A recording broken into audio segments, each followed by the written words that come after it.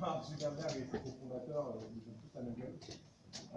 Larry Ellison, vous connaissez toutes les grandes startups. En général, les startups sont construites par des gens qui sont amis. Et en général, les gens amis se ressemblent. C'est rare d'être un geek dans une cave et d'être ami avec un hustler. Ça arrive rarement. C'est rare d'être un hustler et d'avoir un pote qui est un vrai ami, qu'on respecte et qui est un dev dans une cave, encore une fois. Il faut prendre deux caricatures de l'écosystème startup. Le deuxième conseil que les gens donnent, c'est que l'association est une histoire de compétences. Alors, je ne sais pas d'où ça sort sur le fil, parce qu'en fait, il est très rare quand même que les fondateurs restent toute l'histoire de l'entreprise, et il est très rare d'avoir toutes les compétences le premier jour. S'il fallait être un CV pour être entrepreneur, la plupart d'entre vous, déjà ici dans cette table, vous oubliez, puisqu'en fait, la plupart des gens qui sont entrepreneurs, ils sont incompétents et inconscients. Donc, il y a quand même une sorte de mismatch logique entre l'incompétence et l'inconscience moyenne des entrepreneurs et le fait que rétrospectivement, ces gens qui donnent des conseils aux entrepreneurs donnent comme conseil qu'il faut regarder les compétences, tester les compétences de ces cofondateurs. Et puis, la troisième conseil qu'on donne toujours sur les cofondateurs, c'est de surtout pas être à part égal, parce qu'il faut qu'il y en ait un qui ait le dernier mot. J'adore cette histoire de 51-49. C'est très connu.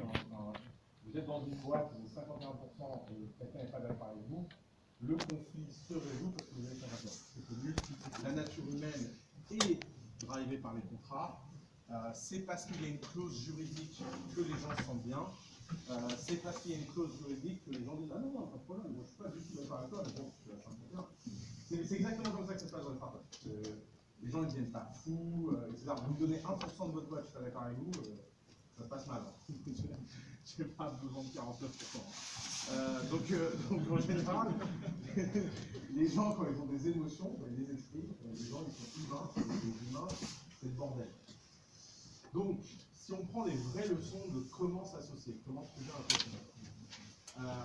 Trouver un cofondateur, c'est un peu comme trouver quelqu'un qui partage votre vie dans votre... Bien, Mathieu, tu es très en retard, mais c'est pas grave. C'est cette heure-ci qu'on arrive, monsieur. Je parle comme ça, donc, la première chose, c'est qu'il faut comprendre que le cofondateur dans l'entreprise, c'est le compagnon de vie et tout le monde a des critères sur son compagnon idéal. Moi, j'aime les hommes qui sont blonds, grands, beaux, et puis ils sortent avec un gros brin. C'est ce qui s'est passé. Il n'y avait plus d'eau en stock. Mais c'est parce qu'en fait, les gens imaginent qu'ils ont des critères jusqu'au jour où ils rencontrent quelqu'un qui défie tous ces critères. Ça arrive tous les jours. D'ailleurs, vous remarquerez quelque chose, c'est que plus les gens ont tendance à dire qu'ils ont des critères précis, plus ils finissent avec rien à voir pour leurs critères. Et c'est un phénomène tout à fait simple à comprendre. C'est qu'à chaque fois qu'ils rencontrent leurs critères, ils sont tellement en mode critères qu'ils n'ont pas la disponibilité d'esprit de pouvoir rencontrer quelqu'un. Si vous voulez tomber amoureux de quelqu'un, il faut quand même être détendu. C'est pas mal. Et donc, si vous avez des critères trop précis, à chaque fois que vous tombez sur votre critère, vous n'êtes pas détendu. Ce phénomène crée en fait un mismatch et vous finissez par tomber sur quelqu'un d'autre. Ben, c'est un peu la même chose quand vous cherchez un cofondateur. Vous cherchez une alchimie, vous cherchez une magie, vous cherchez quelque chose où vous pouvez vous dire cette personne est spéciale. Et l'alchimie et la magie ne reposent rarement sur les compétences. Les compétences, c'est le bonus de la personne. Vous pourriez vous associer à quelqu'un de très incompétent si vous lui faites confiance. Ça peut mieux se passer que de vous allier à quelqu'un de très compétent à qui vous ne faites pas confiance.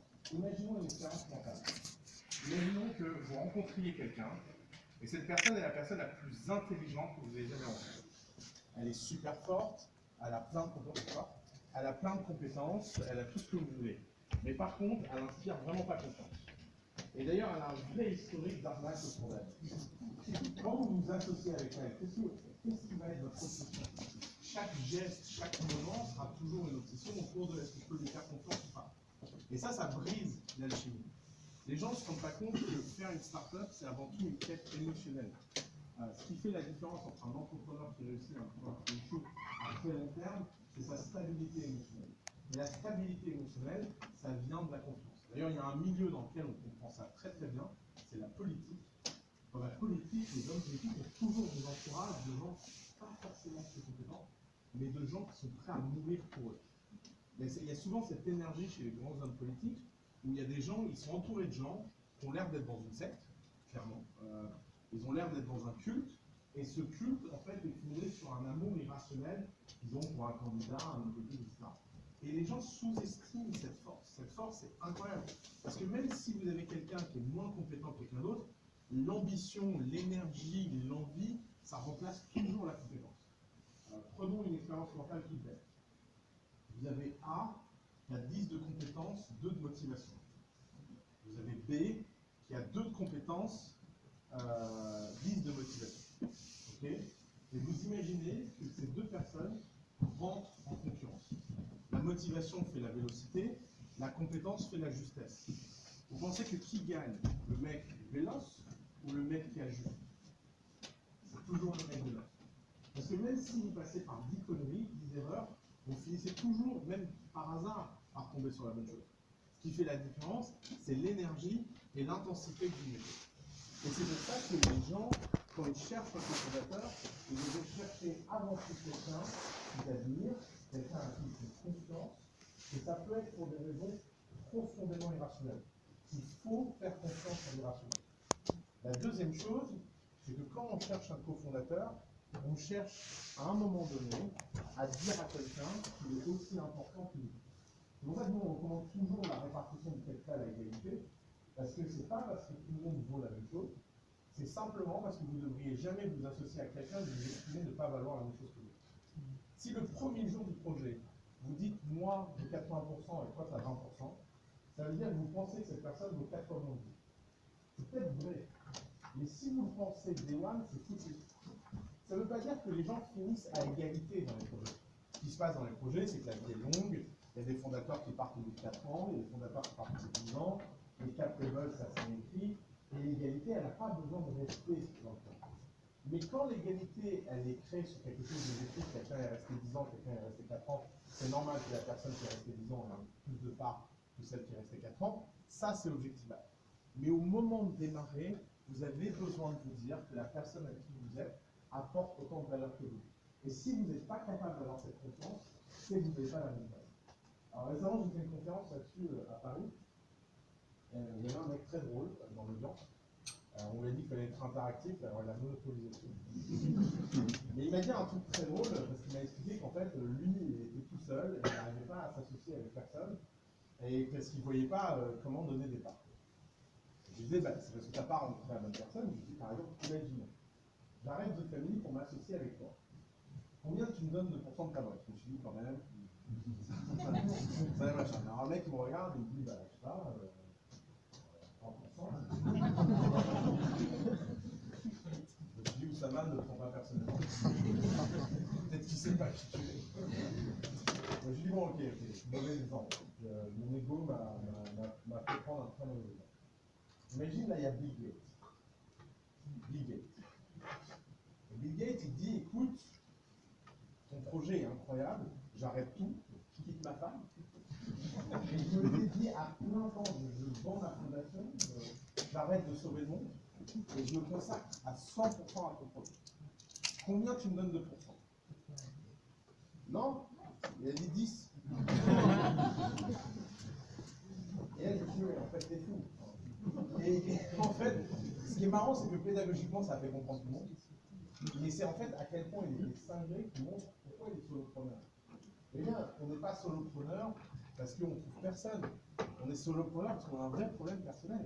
Si le mec il dit Bill Gates, il ne vaudra jamais ce que moi je fais, ok, c'est pas grave, là rien n'est vrai, c'est terminé. Il n'y a plus de code, il n'y a plus de règles, il n'y a plus rien. Tout est possible. Et évidemment, en fait, quand vous voulez avoir un cofondateur, vous voulez un Bill Gates. Vous voulez qu'à un moment donné, vous vous dites, cette personne à qui je m'associe, c'est peut-être vrai, peut-être faux, peut-être que vous vous trompez. C'est pour ça que les vestings ont été inventés. Mais au moment où vous démarrez, vous devez avoir cette croyance que c'est bien la personne de votre vie et la personne avec qui vous êtes le plus heureux. D'ailleurs, réfléchissez. Choisir un cofondateur, c'est beaucoup plus important que choisir quelqu'un avec qui vous vivez. Vous passez beaucoup moins de temps avec la personne avec qui vous vivez que votre cofondateur. C'est factuel. Je sais que les gens qui ont dit ça, ils disent ah non, mais comment ça? Non. Vous pouvez avoir quelqu'un avec qui vous vivez et l'avoir le soir et le week-end. Votre cofondateur, vous voyez, 24 heures sur 24, tout le temps. C'est la personne qui va prendre le plus de place dans votre vie. Et imaginez une version de Tinder dans laquelle, si vous allez sur la droite et vous matchez avec quelqu'un, vous avez tout de suite un enfant, un chien et une maison. Ben, vous allez réfléchir avant de cliquer sur la droite. Vous n'allez pas être en mode crevard, là.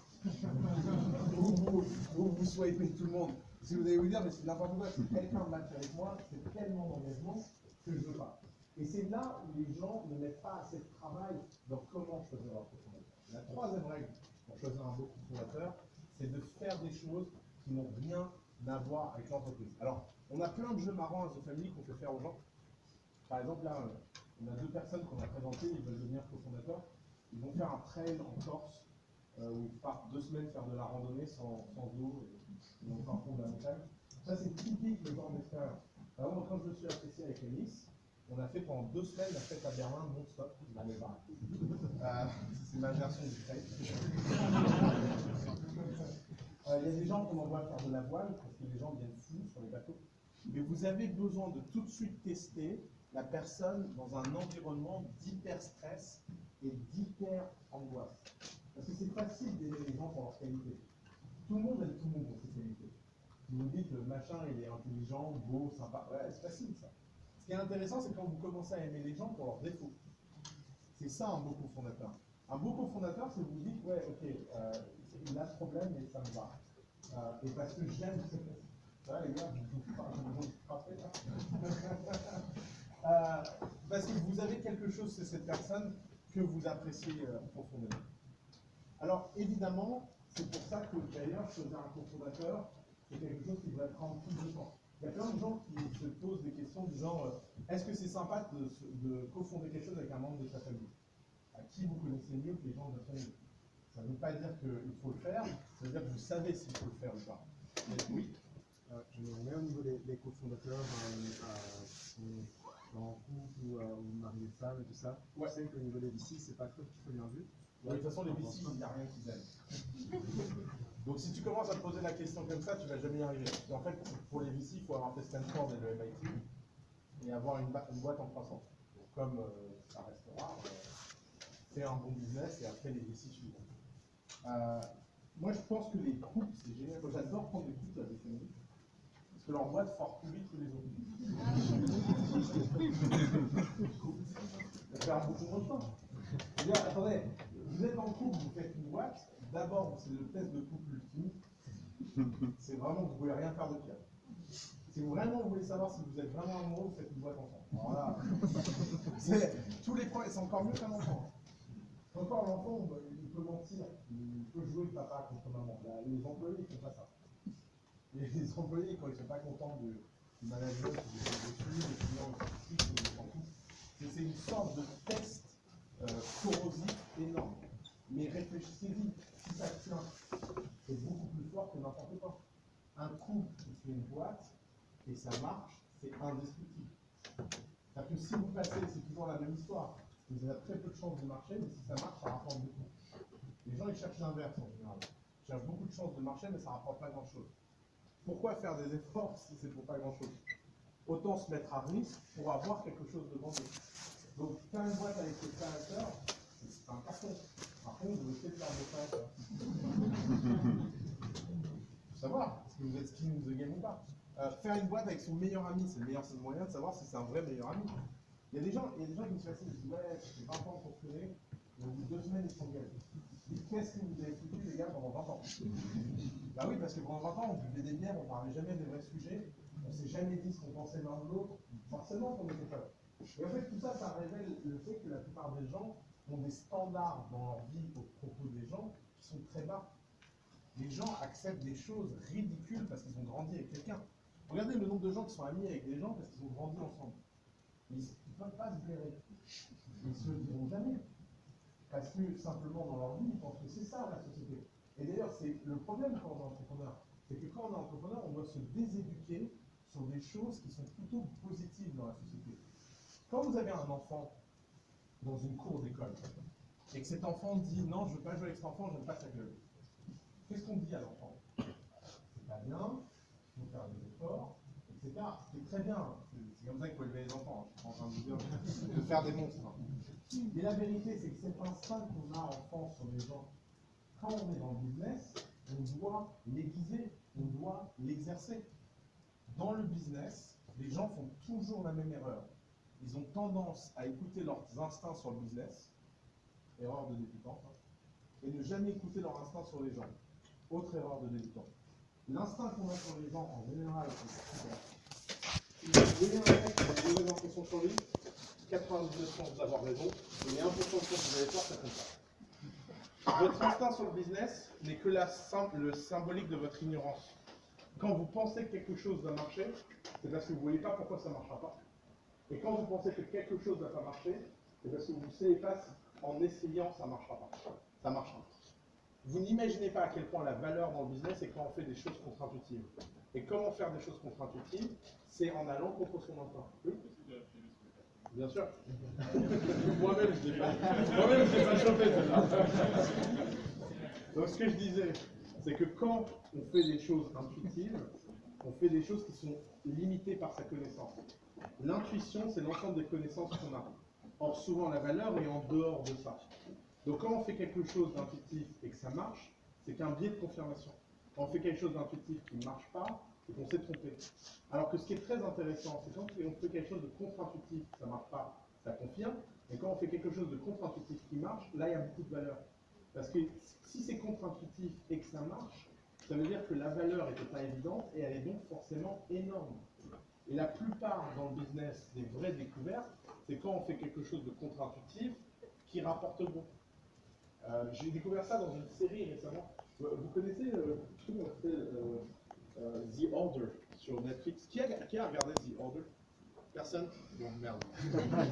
Bon, c'est un show sur Netflix pour les teenagers. J'adore les trucs comme ça. Non, si vous voulez rester frais dans la vie, regardez des trucs pour les enfants et les teenagers. Et donc je regarde souvent, je prends l'excuse d'avoir des nièces qui regardent ça. Donc j'ai une nièce qui adore ce show, donc je regarde ça avec elle.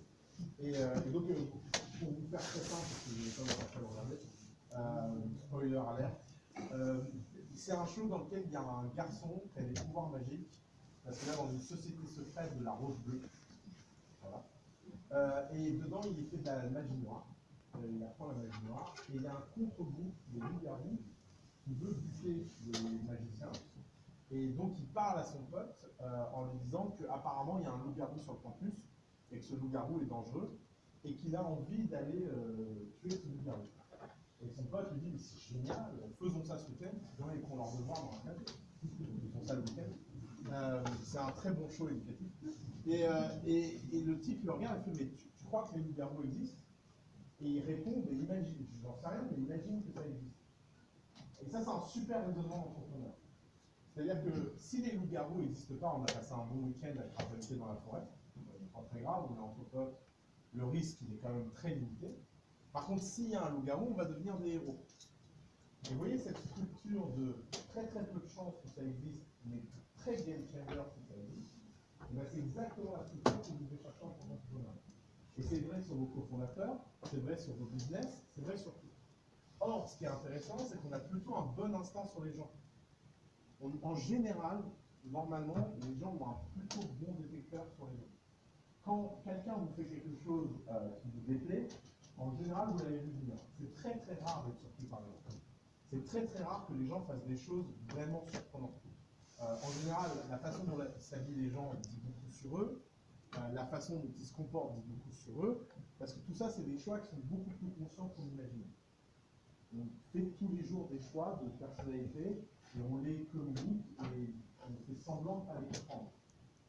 Les gens pas sympas sont pas sympas, pas surpris. Les gens égoïstes sont égoïstes. Les gens pas généreux sont pas généreux. Enfin, c'est très très très très rare d'être surpris par les gens. Je ne dis pas que ça n'arrive jamais, c'est juste que c'est très rare. Alors qu'être surpris dans le business, c'est très courant. Dans le business, c'est très très courant de faire des choses et de découvrir des choses en les faisant. D'ailleurs, à peu près toutes les grandes boîtes. Est-ce que vous pensez que Mark Zuckerberg aurait imaginé faire un logiciel qui déstabilise les États-Unis? Imaginez, vous créez Facebook. Et là, vous vous dites, bon, ça va marcher ce truc. Un jour, on aura 1 milliard d'habitants dessus. Et les Russes l'utiliseront pour déstabiliser la campagne électorale. C'est n'importe quoi cette histoire. Un mec met ça dans un film. On dit le scénariste, il a exagéré. Et pourtant, c'est exactement ce qui s'est passé. Trump est une très bonne leçon collective de ça. Trump, c'est le mec qui, toutes les semaines, fait un truc qu'aucun scénariste de film n'aurait jamais pu mettre. Mais vraiment, hein. D'ailleurs, les mecs à Hollywood, ils stressent maintenant. Ils ne savent plus comment faire, en fait. Ils ne savent plus quel est le standard de réel. C'est vraiment... Et d'ailleurs, regardez à quel point on est tous hypocrites. On fait tous semblant que c'est normal. On a tous cette force-là. Toutes les semaines, il fait un truc encore plus délirant qu'à ce matin, j'étais dans le train.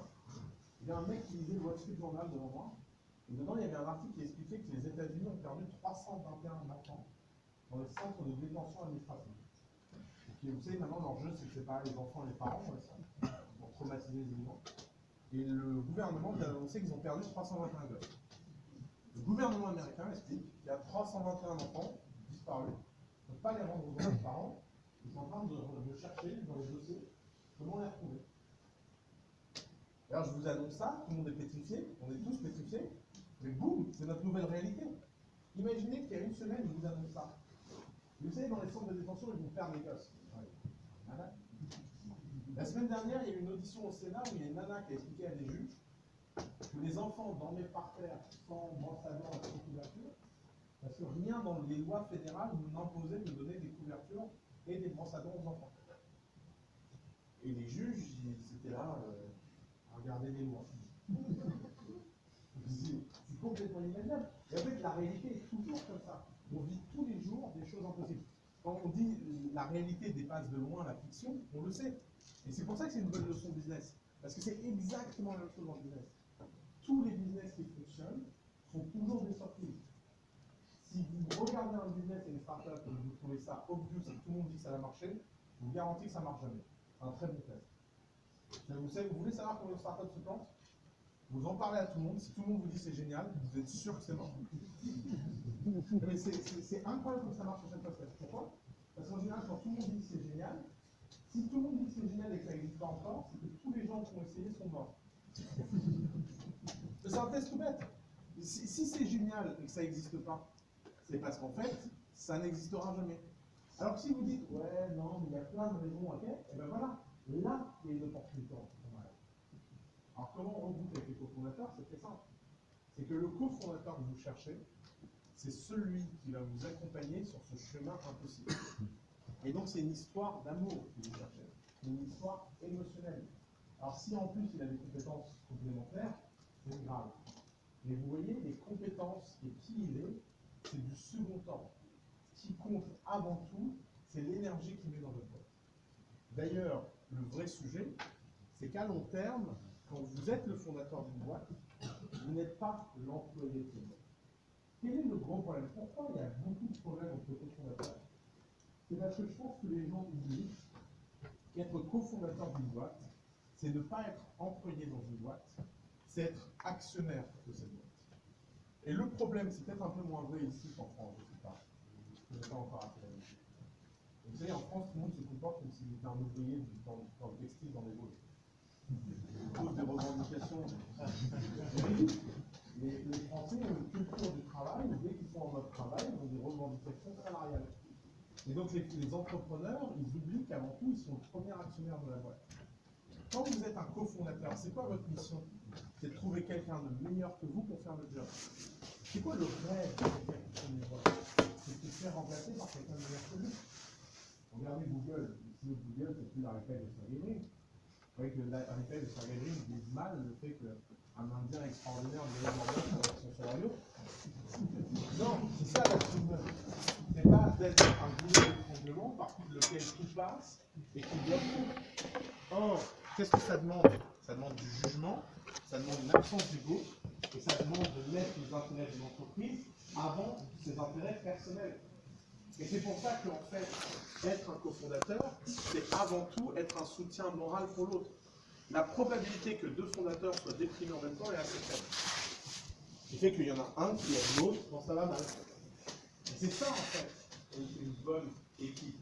C'est pouvoir prendre des décisions stratégiques, la tête sereine, parce que justement, on a suffisamment de recul sur les choses.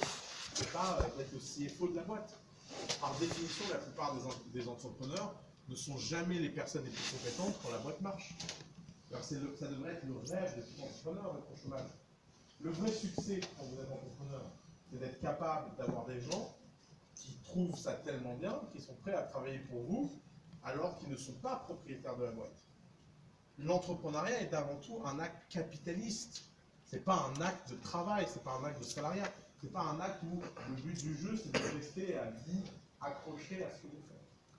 Et c'est pour ça que je pense que les conseils traditionnels qu'on donne aux entrepreneurs sont souvent donnés par des gens qui sont des salariés, pas donnés par des gens qui sont des entrepreneurs. La plupart des gens qui sont dans les incubateurs de l'université ou les accélérateurs ou les VC, ils n'ont jamais été entrepreneurs eux-mêmes.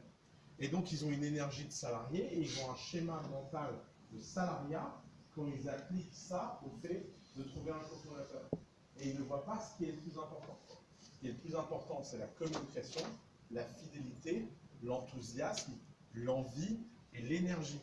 C'est ça qui fait la différence, pas la compétence. Si les gens compétents faisaient des boîtes, ça se saurait. D'abord, les boîtes seraient nues en moyenne. Mais c'est pas comme ça que ça marche. D'ailleurs, c'est souvent paralysant d'être compétent. Regardez pourquoi aucune boîte dans aucun domaine n'est jamais lancée par un expert du domaine. Est-ce que vous croyez que c'est un expert des taxis qui a lancé Uber? Vous pensez que c'est un expert du tri de données qui a lancé Google? Est-ce que vous pensez que c'est un expert des relations humaines qui a lancé Facebook? Posons-nous la question. Il a l'air sympa, mais un peu distant sur les bords, notre ami Marc. Oui. Alors, premier cercle de cofondateurs idéaux, c'est ses amis. D'ailleurs, si vous n'avez pas d'amis, c'est mal barré pour être entrepreneur. Si vous n'arrivez pas à convaincre vos potes de se lancer avec vous, bon courage pour convaincre un inconnu de vous faire confiance. Non mais pensez à ce test simple. Les gens ils disent, ouais, j'ai proposé à tous mes amis, il n'y a personne qui veut faire. Bah mon vieux, qu'est-ce qu'on fait alors? S'arrête. T'es pas fait pour être entrepreneur. Si vous n'arrivez pas à convaincre vos amis, comment on va convaincre des inconnus? Comment on va convaincre des centaines d'inconnus de venir travailler dans votre boîte? Comment on va convaincre des investisseurs qui ne vous connaissent pas de donner de l'argent? Si quelqu'un qui vous connaît depuis 10 ans ne vous fait pas confiance, comment quelqu'un qui vous connaît depuis 3 heures va vous faire confiance? Et les gens ne veulent pas prendre ce test pour de vrai. Ils ne veulent pas prendre ça comme la réalité d'un test qui est ok, peut-être qu'en fait, j'ai beaucoup de mal à susciter de l'enthousiasme autour de moi, et que si j'ai du mal à susciter de l'enthousiasme autour de moi, peut-être que je devrais aller travailler pour quelqu'un qui suscite de l'enthousiasme, plutôt que prétendre que moi aussi j'ai le droit de faire une entreprise. C'est pas un droit d'être un entrepreneur, c'est quelque chose qui se mérite, l'entrepreneuriat. Et c'est le test numéro 1. Le deuxième cercle, c'est qu'il peut y avoir des mismatchs entre vos amis et les types d'entreprises que vous faites. Ça arrive. Notamment quand vous êtes jeune. Vous n'avez pas eu le temps de développer des amitiés professionnelles. Dans ce cas-là, la meilleure façon de trouver un cofondateur, c'est tout juste de travailler et de faire beaucoup de freelancing. Si vous faites beaucoup de freelancing, beaucoup de projets, beaucoup d'intensité, vous allez naturellement trouver des gens avec qui vous voulez vous associer. Évitez les trucs de speed dating. D'ailleurs, un sujet lié auquel j'ai eu un moment eureka récemment, je vais vous le dessiner. Récemment, je me suis rendu compte d'un truc. Ils ont mis une chaîne sur le tableau, c'est un mec qui va voler le tableau. Je me suis fait une fausse image de la Belgique.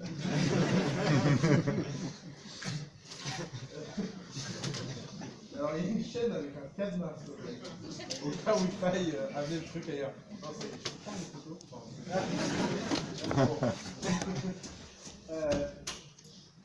Grosso modo, je me suis rendu compte d'un truc récemment, c'est que la question la plus fondamentale après comment trouver un cofondateur, c'était comment trouver une idée de start-up. Et je me suis demandé pourquoi les gens étaient aussi mauvais à trouver les idées de start-up. Les idées moyennes pour se pitcher sont très mauvaises. C'est un grand mystère. Souvent, il suffit juste d'avoir un peu de bon sens pour voir pourquoi c'est pas bon. Je vous dis pas qu'on a un sens de savoir ce qui va marcher ou pas. Hein. Moi, j'ai dit non à Uber. J'ai été revoir les emails à l'introduction en bourse. J'ai perdu 12 milliards en fait. Voilà. La raison pour laquelle je suis là aujourd'hui, c'est parce que j'ai j'aimerais être sur mon île avec vous savez, des cocktails avec des petits paradis. Et on devrait m'en amener toutes les heures. Et non, je suis là à se lever un vendredi soir à expliquer comment essayer d'en retrouver un. Quoi. Donc, si vous voulez, c'est n'importe quoi, c'est ça. Donc, je vous dis pas que j'ai un pouvoir magique pour déterminer si une idée va marcher ou pas. Par contre, j'ai un pouvoir magique pour vous dire si ça vaut le coup d'essayer ou pas. Ça, c'est autre chose. J'ai jamais dit au mec du beurre que ça valait pas le coup d'essayer. J'ai dit que, bon, moi, j'avais pas envie d'essayer. C'est deux choses très différentes. En fait, j'ai vu un cours de maths récemment, et je me suis rendu compte d'un truc. C'est un prof de maths qui explique un truc tout bête en maths. C'est que la probabilité de résoudre un problème dépend de la quantité d'informations qu'on a sur le problème. C'est vraiment une tautologie vraiment évidente de côté. Alors, il le démontre très bien. Et là, j'ai eu un moment eureka parce que je me suis dit, en fait, comment les gens réfléchissent? En général, les gens se disent, qu'est-ce qu'ils vont faire? Ils se posent la question du what. Ça les amène en général à la question du why. Pourquoi je suis en train de le faire? Et ça les amène en général à la question du who. Avec qui je vais le faire. Ok? Alors, ce qui est marrant quand on se pose ce problème de cette façon, c'est qu'en fait, W est un ensemble infini. Parce qu'en général, si vous pensez à tout ce que vous pouvez faire, c'est proche de l'infini. Vous, en tant que personne toute seule, le nombre d'idées que vous pouvez faire tend vers l'infini. On peut tous faire une infinité de startups. Ok? Alors, pourquoi le faire? Ça aussi, ça tend vers l'infini. Parce qu'en général, si vous avez une infinité d'idées, vous avez une infinité de pourquoi. Et résultat, le who tend vers l'infini. Parce que les personnes qui peuvent faire ça avec vous, il y en a plein. Et ça, c'est le drame de notre époque. Le drame de notre époque, que ce soit dans le couple, dans les idées, dans la vie, c'est que comme on a une fluidité d'informations ici, ici et ici, on a tendance à être très malheureux, à ne plus être capable de faire de choix. Comme vous pouvez toujours avoir l'impression de rencontrer quelqu'un de mieux, vous avez du mal à vous dire que vous allez être avec quelqu'un. Comme vous avez toujours l'impression qu'il y a une idée qui est mieux, vous avez du mal à vous consacrer à quelque chose. Et c'est vraiment, cette structuration, elle est très amusante parce que c'est la mythologie de comment les gens lancent des choses. Ils réfléchissent au pourquoi, ça leur donne un pourquoi et ils trouvent quelqu'un. Non, c'est très dur. Maintenant, imaginons que vous le faites dans l'autre sens. Imaginez que vous vous dites, parmi tous les gens avec qui je peux le faire, je vais décider de choisir quelqu'un. Maintenant, imaginons tous les gens dans cette salle. Regardez comment ça marche. Par exemple, la boîte que moi je peux faire avec ce monsieur, notre intersection représente très très très peu de boîtes. Pourquoi? Parce que moi je représente une infinité de boîtes, lui représente une infinité de boîtes, mais l'intersection de nous deux, de nos passions en commun, de nos envies en commun, de nos pourquoi en commun, est très limitée. Si ça c'est mon ensemble et ça c'est son ensemble, déjà l'intersection est beaucoup plus petite. Maintenant dans cette intersection, l'intersection des pourquoi est encore plus petite. Est-ce que c'est pour la gloire? Est-ce que c'est pour l'argent? La probabilité qu'on ait un pourquoi commun est hyper faible. Et qu'est-ce qui se passe? En général, quand vous avez une intersection de qui, une intersection de pourquoi, le nombre d'idées que vous pouvez faire est très limité. Très très limité. Larry Page et Sergey Brin, chacun de leur côté, peuvent faire une infinité de boîtes. Quand ils sont ensemble, leur seule obsession c'est la gloire. Parce que c'est le point qu'ils ont en commun. Et donc, ce qu'ils peuvent faire ensemble, c'est un moteur de recherche. Pourquoi? Parce que le moteur de recherche, c'est pile poil l'intersection entre le doctorat de Larry Page et le doctorat de Sergey Brin. Google est né une méthode mathématique appliquée à un problème que Page a étudié. Sergey a résolu un problème de maths que Page avait dans son doctorat. Google devient quelque chose de naturel. Pourquoi j'ai fait The Family?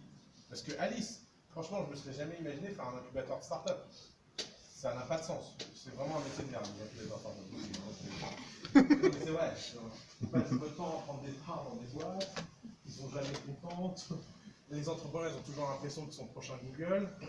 99% d'entre eux meurent. Enfin, c'est vraiment pas un métier qui fait rêver. Par contre, Alice, elle vous faisait rêver. Et l'intersection de nous deux, c'était forcément un truc qui ressemblait à ça. Parce qu'il n'y avait pas grand-chose d'autre qui nous rassemblait que les startups. J'avais pas envie de lancer un label de rap. je ne me voyais pas là-dedans. Et elle n'avait pas envie de lancer une banque. Vous voyez? Donc l'intersection entre nous deux, c'était ça. Et en fait, si vous réfléchissez au cofondateur comme une méthode pour trouver une idée, vous allez voir que c'est beaucoup plus enthousiasmant.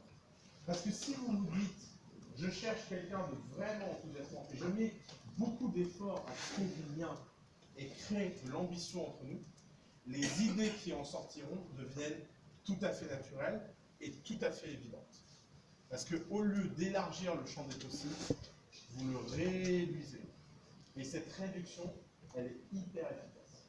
Donc réfléchissez-y si vous avez la chance de trouver. Question?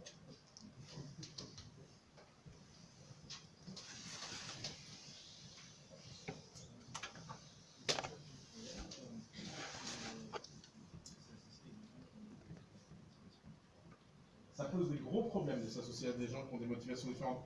En général, c'est un peu comme dans les couples. D'ailleurs, vous voulez un conseil très simple pour bien vivre avec votre cofondateur, vous lisez tous les livres américains de thérapie de couple. Vous les appliquez, ça marche pareil. Vous les appliquez pas. En général, s'il y en a un qui veut de l'argent et l'autre qui veut du bonheur, tu peux être sûr que ça finit en bon. Il faut être hyper aligné sur ce que tu veux. C'est vraiment la base d'une bonne association. C'est comme la base de faire un enfant correctement ou de vivre heureux. Tu as besoin d'alignement. Si tu n'es pas aligné, c'est la cata. C'est tout bête, il y en a un qui tire par là, un qui tire par là, donc plus personne n'avance. Les deux tirent dans le même côté, ça avance. D'ailleurs, c'est ces conneries complémentaires. Moi, ça me fait trop rire. À chaque fois, il y a des mecs qui viennent me voir et me disent « Ouais, on est super complémentaires. Moi, je suis très foufou, lui, il est très rigoureux. »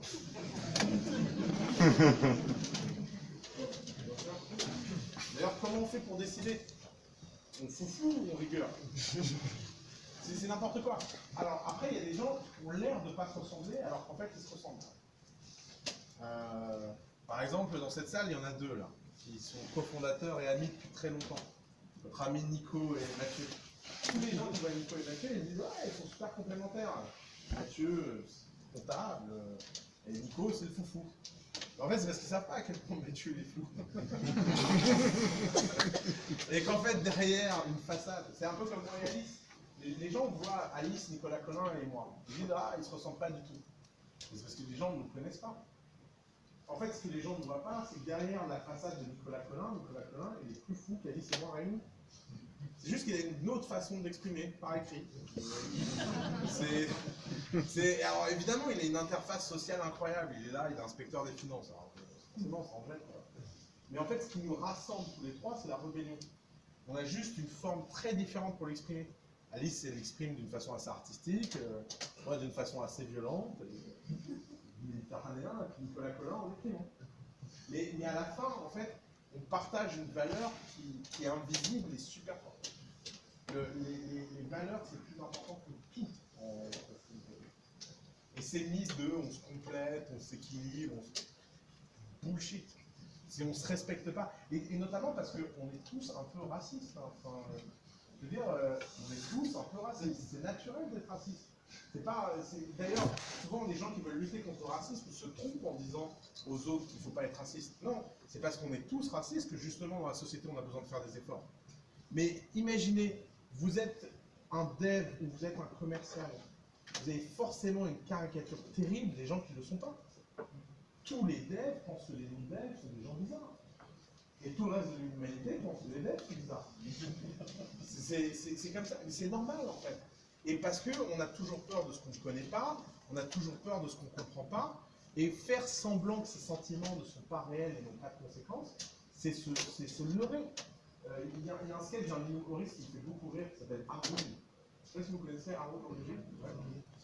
Il fait un sketch en disant, imaginez que vous êtes au milieu de la Creuse, il n'y a que des blancs, et là vous avez un noir. Même si vous n'êtes pas raciste, vous vous demandez qu'est-ce qu'il fait là. Et d'ailleurs, si même vous, vous êtes noir et que vous êtes au milieu de la Creuse, vous savez pourquoi vous êtes là. Et lui, pourquoi il est là? Et en fait, c'est bien sûr qu'en fait, dans la vie, ce qui fait que la société fonctionne, c'est qu'on dépasse ses émotions. C'est pour ça que dans les lois, on a besoin d'un cadre en dehors de toute émotion. Mais quand on fait du business, ce n'est que de l'émotion. On n'est pas dans la société en général. Évidemment que on a des visions, des objections, des manques d'ouverture. Et ces manques d'ouverture, il faut en faire des forces. Quand on est un ingénieur et qu'on a une culture ingénieur, on bâtit une boîte d'ingénieurs. Il ne faut pas en avoir honte.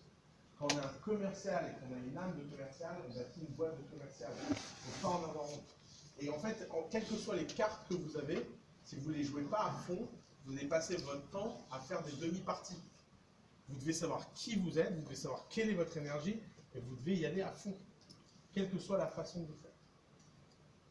Question? Oui? Dans beaucoup de cofondateurs de personnes.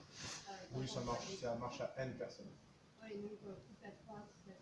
Ouais, on est ouvert. Groupe, pas de groupe. Je pense qu'au-delà de 4, c'est compliqué. Mais je pense que la bonne taille, c'est la pizza. Manger une pizza à plus de 4, c'est dur. Vous voulez une pizza en 5, ça se fait pas.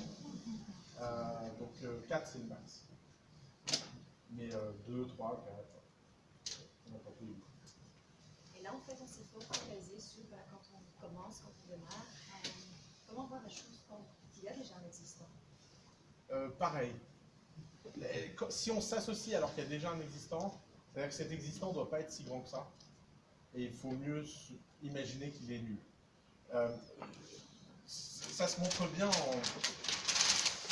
Regardez, imaginez que vous avez une super boîte et que cette boîte, elle peut valoir 10 milliards. Ok? Maintenant, imaginez que ça fait 1 an que vous avez lancé cette boîte et cette boîte vaut 5 millions. Ok? Et quelqu'un veut vous rejoindre. Vous voyez bien sur ce graphique qu'en fait, ce que vous avez fait, vos 5 millions, ça représente très très très peu. Donc quand vous donnez des parts à quelqu'un, il ne faut pas raisonner par rapport à ce que vous avez fait, il faut raisonner par rapport à ce qui reste à faire. Vous voyez que là, l'écart 5 millions sur 10 milliards, il est très faible en fait. Alors après, quelle que soit l'ambition de votre boîte, mais même si votre ambition est à 100 millions, ça fait un rapport de 1 à 20. Et ça, je trouve logique, mais je parle plutôt au niveau voilà, de la personne, parce que je trouvais très intéressant Ah oui, mais ça on peut pas. Ouais, on peut pas le faire quand on a justement quand on a lancé, on est foutu, c'est fini. Oui, mais ça y est, c'est fini. Parce que là, on est obligé d'aller dans ce sens qui est moins propice à trouver le bon match. Ah mais ça c'est sûr. Mais ça, cette méthode, elle marche pas une fois qu'on a lancé. Donc là, du coup, l'intuition, L'intuition, c'est plus ça. humaine. Hein. Ouais. Exactement. Question? Et en fait, je fais ça en France. C'est génial. Je choisis vachement bien les pays, moi. En plus, donc, du coup, il y a pas mal de gens qui s'associent et peut paraître de s'associer à distance. Il y a quand même certains qui voient. Ils sont associés, ils vivent en Suisse, moi je suis à Bruxelles. Et je croisais en Europe. Alors rien, il n'y a pas d'autre façon de s'associer. On a une boîte là qui vient de rentrer à The Family, c'est très drôle. Il y a un mec en Suisse, un mec en Angleterre. Ils se sont rencontrés pour la première fois au week-end d'onboarding de The Family. Et leur sujet, c'est qu'ils ne comprenaient pas pourquoi tout le monde trouvait ça surprenant. Et quand on leur a demandé est-ce qu'il y a quelque chose qui a changé quand vous êtes rencontrés, il y en a un qui a dit ah, j'imaginais pas plus longtemps. Vraiment perturbant. Non, il n'y a pas de. Il y a des gens qui travaillent très très bien à distance. Mais par contre, si vous en avez un en Irlande, un en Suisse et un en France, il faut savoir travailler à distance. Il faut faire une boîte 100% remote. Les boîtes, elles sont 100% remote ou 0% remote. C'est une règle simple en fait. Le milieu et les moyennes, ça n'existe pas dans la nature. Ça n'a pas de raison de résister dans la vie. Tous les phénomènes naturels sont toujours des phénomènes d'extrémum. Soit c'est volcanique, soit c'est tempéré, mais il n'y a pas grand-chose au milieu. Soit c'est en expansion, soit c'est en décroissance. Dans la nature, il n'y a pas grand-chose qui est average. Et c'est pas pour rien que d'ailleurs average, c'est une insulte. Il y a une bonne raison pour si vous dites à quelqu'un qui est moyen, c'est terrible. Il n'y a rien de pire que vous pouvez dire à quelqu'un que tu es moyen. Et il y a une bonne raison à ça, c'est qu'en fait, et d'ailleurs, tous les problèmes, vous pouvez y réfléchir comme ça. Par exemple, les boîtes, elles sont soit high volume, low margin, ou sinon elles sont low volume. Oui, voilà, low volume, high margin. Pardon. Tout ce qui est middle margin, middle volume, ça n'existe pas. Essayez de trouver une boîte qui a middle margin, middle volume. jouez à l'exercice, ça n'existe pas. Pourquoi? Parce qu'elle sera toujours en concurrence contre des gens low volume, high margin, et contre des gens high volume, low margin. C'est vraiment la tension des extrêmes, surtout. Et donc, quand vous êtes un entrepreneur, il faut apprendre à faire des choix. Et des choix radicaux, extrêmes. Donc, ne jamais se rencontrer, c'est un bon choix. C'est même un choix très intéressant. Mais soit vous vous rencontrez jamais dans la vraie vie, soit vous passez votre vie ensemble. Mais vous ne pouvez pas vraiment faire milieu, quoi. Vous ne pouvez pas faire genre, bon, on a une relation 8-16. Non. Soit vous êtes vraiment fusionnel, soit vous êtes vraiment distant. Question? Sur d'autres sujets, je prends tout, hein, astrologie, écoute. On est ensemble, quoi.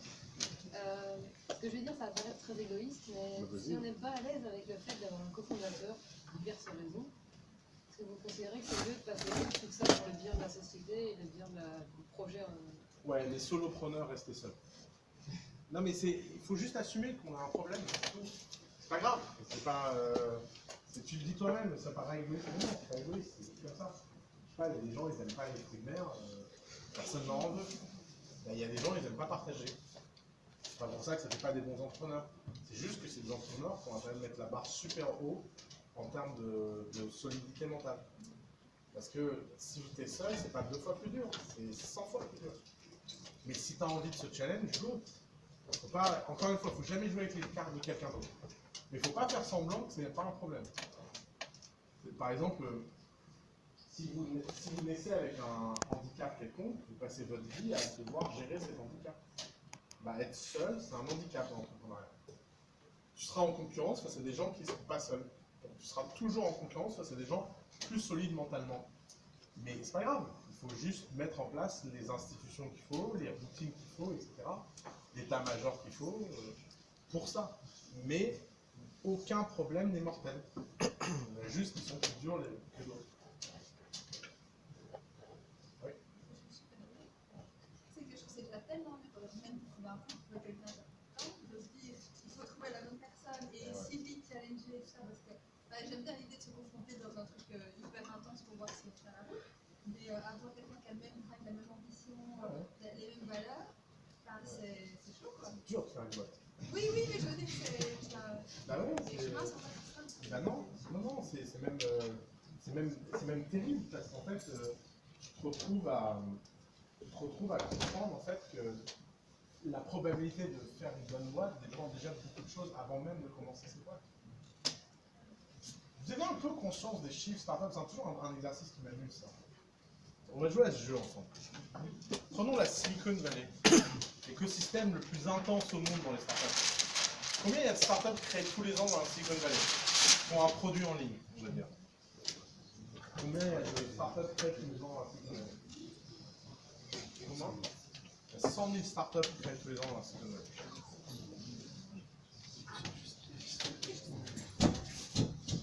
Sur les 100 000 startups, il y en a combien qui vont lever un seed dans la Silicon Valley? 10 000. T'as vu mes vidéos, toi? Ok, sur les 10 000, il y en a combien qui lèvent une série A? Un premier round, ainsi de suite. Ah, un peu plus. 2 000. 1%. Combien lève une série B? 5. Ah, vous êtes dur là, les gars. Plutôt 50%. C'est plutôt 50%. Combien survivent après avoir levé une série B? La moitié. La moitié a un exit. Ou meurt. Et là-dedans, il y en a quelques-uns, donc ça fait un truc du genre 40% là, 40% là, et 20% qui devient une boîte indépendante. Donc ça fait 200. Donc pour faire une boîte indépendante, profitable, qui vit sa vie, qui peut entrer en bourse, etc., il faut 100 000 startups au minimum. Vous voyez, et ça, c'est l'écosystème le plus efficace du monde. Vous pouvez pas, la Silicon Valley est le seul endroit au monde où les gens pas doués gagnent de l'argent. Très efficient comme écosystème. Mais c'est des chiffres. Donc quand on décide de faire une startup, il faut avoir conscience de ça. Et c'est pour ça que d'abord les startups n'ont pas le monopole de l'économie. Il y a plein d'autres façons de faire des boîtes que de faire des startups. Car les startups sont un micro-phénomène, les amis. En ce moment, c'est un micro-phénomène à la mode. Les mecs font des vidéos sur YouTube, ils ont plein de vues. Ça va pas durer. Hein. C'est comme toutes les modes. Toutes les modes passent. Vous avez vu ce film TED? Non? Non, mais sinon, vous faites quoi les gars? Mais qu'est-ce qui se passe? Regardez le film. Bon, TED, c'est l'histoire d'une peluche qui parle. Et bah TED, la scène qui me fascine le plus, c'est la scène d'ouverture. Ça raconte l'histoire de cette peluche. Il y a toutes les télés du monde, etc. Et la fin de cette histoire dit, et puis au bout d'un moment, comme tout phénomène dans la vie, et ben les gens ont fini par s'en foutre. Et là vous voyez la peluche dans la rue, il fait ouais Joe, ouais salut Ted. Et genre c'est normal, il y a une peluche qui parle. Et en fait, c'est ce que les gens ne comprennent pas sur la nouveauté. Et le succès. D'ailleurs, c'est pour ça que les stars finissent toujours malheureux. Toutes les stars finissent ringards. Enfin, je veux dire, un jour, les gens diront, oh, putain, encore Oussama Hamar, 40 milliards de connaisseurs. Moi, ce sera un moment où je célébrerai avec beaucoup de douceur. Je trouve qu'être ringard, c'est vraiment, c'est le summum de la réussite d'être ringard.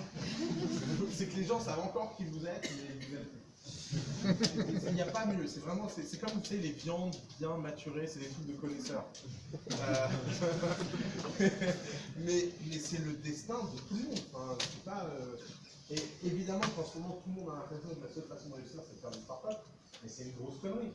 Les mecs qui ont des boîtes de services, en moyenne, sont beaucoup plus riches que les mecs qui ont des startups. Là, vous faites une web agency en Belgique, il y a des clients moyens au coin de la rue. La probabilité de gagner 10 fois plus de pognon que l'entrepreneur qui fait une start-up qui a levé une série C à Paris, elle est très forte. Hein. C'est pas, ça, c'est la réalité des start-up. Mais on ne fait pas des start-up pour ça, on fait des start-up parce que c'est enthousiasmant, c'est fabuleux, c'est excitant, on essaye de faire des choses et de temps en temps, il y a des trucs qui sortent vraiment d'ordinaire. Et pour que quelques-uns d'entre nous aient le droit de sortir de l'ordinaire, il faut que beaucoup d'entre nous prenions des livres. Enfin, c'est le deal qu'on doit tous passer dans cet écosystème. Et vous verrez qu'en ce moment, tout le monde a envie de le passer ce deal, mais bientôt, plus personne, beaucoup moins de gens le passeront. Les entrepreneurs seront très bientôt les nouveaux banquiers. Oui. C'est tout bête, c'est qu'en fait, les startups, ce qui définit vraiment une startup, c'est le fait qu'elle soit designée pour le scale. Or, tu es obligé de designer une startup pour le scale avant de scaler. Donc, quand tu designes une startup pour le scale, tu as l'idée que ça va scaler. Sauf que la plupart du temps, ça ne scale jamais. Donc, tu as mis une centrale nucléaire pour alimenter un village de pêcheurs. Et tu as ta centrale nucléaire, tu dis bon, bah ouais, alors on a tous de l'électricité, les gars. Par contre, la facture, là, elle est chère. Très chère. Alors, Joe, il va falloir trouver plus de poissons cette semaine, parce que là, ça va pas. Sauf qu'en fait, quand tu installes la centrale nucléaire, tu sais pas que ça va être un village de pêcheurs. Parce que tu crois qu'on est en train d'installer New York. Donc tu mets une centrale nucléaire.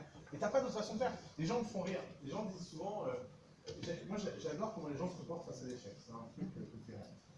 Nous, on a une boîte qui a monté de 0 à 24 millions de chiffre d'affaires, qui s'appelle Send, et qui a été vendue pour 1 €. Et tout le monde nous a dit, ouais, ça a grossi trop vite.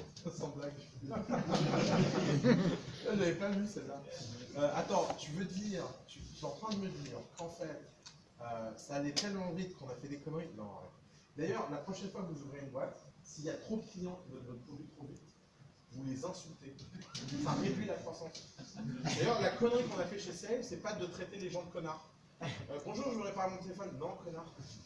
Et là, on aurait cru moins vite et on aurait survécu. Mais n'importe quoi. Et les gens sont fous. Et la raison pour laquelle Save, c'est mort, c'est parce que ça allait vite. Et la raison pour laquelle ça allait vite, c'est parce que ça marchait. Les startups, c'est pas dur parce que les startups qui ne marchent pas. Non. Les startups, c'est dur parce que les startups qui cartonnent. Non. C'est pour ça que c'est traumatisant, les startups. S'il y avait que les startups qui ne marchaient pas, ça se saurait. Tout le monde s'en foutrait. Les gens diraient, bon, bah, ça va pas marcher parce que ça ne marche pas. Non. C'est pour avoir une bonne image, c'est imaginer, on est en haut d'une montagne. On a tous un bolide. Et on doit descendre la montagne en allant à 300 km/h sans avoir le droit de freiner et ralentir. Quelle est la probabilité que la plupart d'entre nous finissent pas vivants dans cette vie? On est d'accord qu'elle est élevée. C'est la même chose une start-up. Et ce qui fait la différence entre une start-up et une entreprise traditionnelle, c'est que cette intent for scale, cette intention de scale, crées plein de problèmes dont tu n'as pas le choix. Tu dois scaler. Et donc tu te retrouves à avoir fait un investissement comme ça pour un résultat comme ça. Et si tu avais su par avance que le résultat serait comme ça, tu aurais fait un investissement comme ça, et ça aurait été une boîte naturelle. Mais sauf qu'il n'est pas possible d'avoir un résultat comme ça si tu ne fais pas cet investissement. Et c'est pour ça que faire une startup, c'est prendre les risques. C'est l'incertitude. C'est toujours facile a posteriori de dire qu'un truc qui ne marche pas va pas marcher. Ah oui, merci. Merci Captain Obvious. D'ailleurs, c'est pour ça que c'est tellement dur quand tu vois un Uber, tu ne peux pas imaginer. Par exemple, est-ce que vous auriez imaginé que Uber allait opérer dans 180 villes dans 6 ans? Vous êtes le jour où Uber se démarre. Et dit, ouais, nous on est trop forts. D'ailleurs, pour info, hein, le pitch de Uber au début, c'était pas ça. Hein. Le pitch de Uber, c'est qu'ils allaient faire un truc de limousine à travers les US. Ils n'ont jamais imaginé qu'ils viendraient Uber. Ils disaient d'ailleurs aux gens, investissez chez nous, on va valoir 100 millions, et ça va être la folie. Ils valent 120 milliards. Ils se sont plantés à quelques euros, dans le bon sens. Mais voilà, c'est une question? Oui, ouais. Comment vous évaluez le français dans le départ en ligne? Parce qu'on va dire que plus ça peut être, plus ça peut être. C'est une bonne façon de voir. Nous, on a arrêté d'essayer d'évaluer le potentiel des projets. On se concentre plutôt sur évaluer les gens.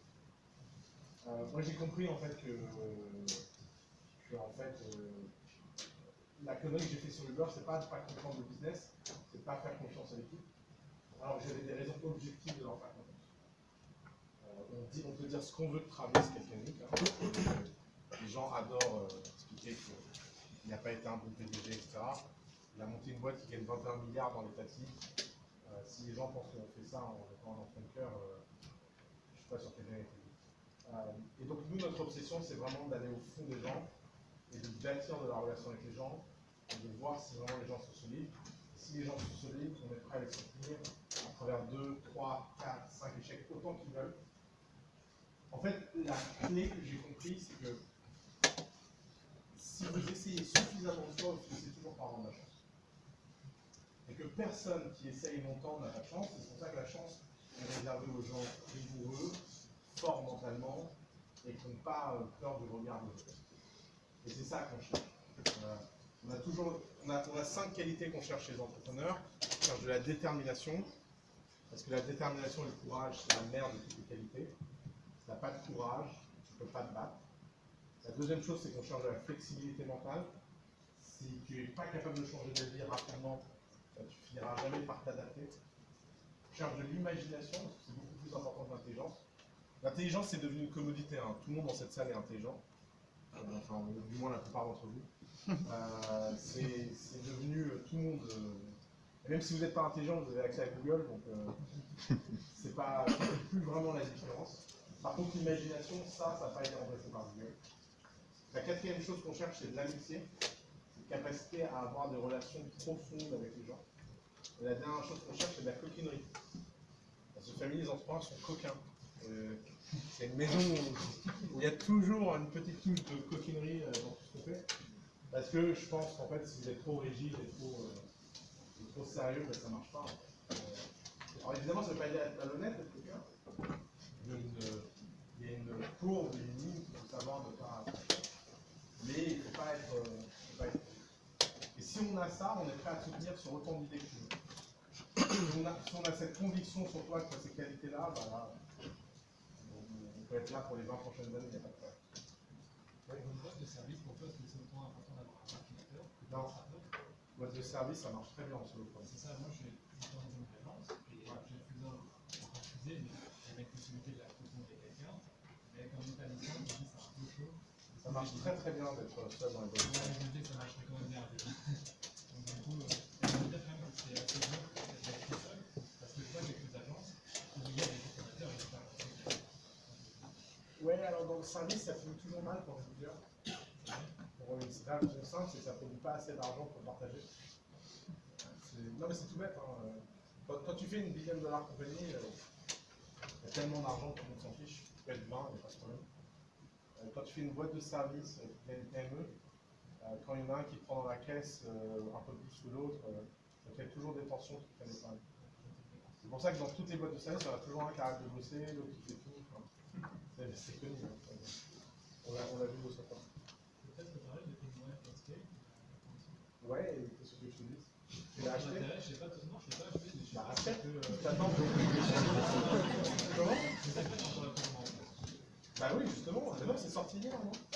Rien, j'ai pas vu, mais j'ai vu que ça fait 6 mois qu'elle a.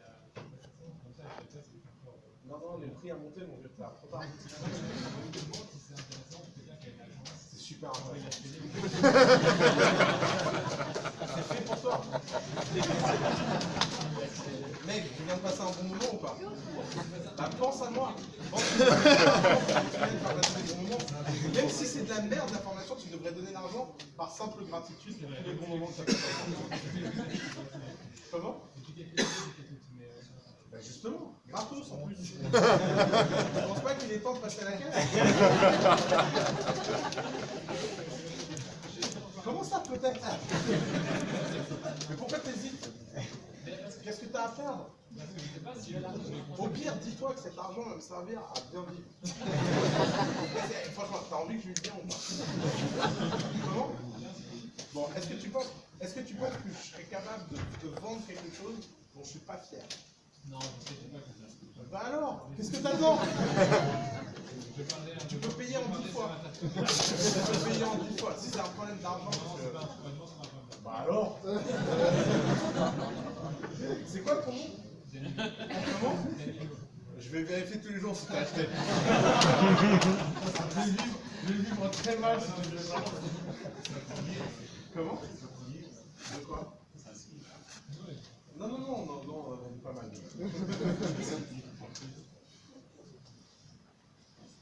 Oui, super. À Paris? Demain, tu prends ça avec moi? Ah, tout à fait, je prends ça. Donc, est-ce que ça vaut le coup de s'associer avec quelqu'un pour un e-commerce type Shopify avec un seul produit qui est pas compliqué? Non. Non, mais typiquement, c'est la stratégie. Si le but c'est de faire un produit, on sait qu'à terme, on va pas vouloir rester dessus, que c'est un produit qui est fait. Ça va rester solo, puis après. Exactement.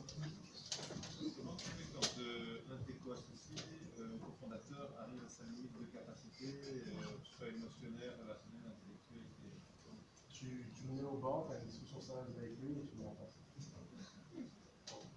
S'il n'y a pas d'autre, il est avant tout actionnaire de la boîte. D'abord, il devrait avoir cette conversation avant toi avec toi. Oui, mais s'il ne s'en rend pas compte, il faut lui rendre ça évident. Il faut travailler à lui rendre évident, et c'est comme toutes les mauvaises nouvelles, il faut les dire de façon directe, preneuse par là. Tu l'enlèves tout doucement, c'est une torture, tu l'enlèves d'un coup, au moins c'est pas ça. Il faut jamais, tu sais, une des vraies qualités des entrepreneurs, c'est de ne jamais avoir peur d'annoncer des mauvaises nouvelles. La capacité à annoncer des mauvaises nouvelles, c'est un super pouvoir pour l'entrepreneur.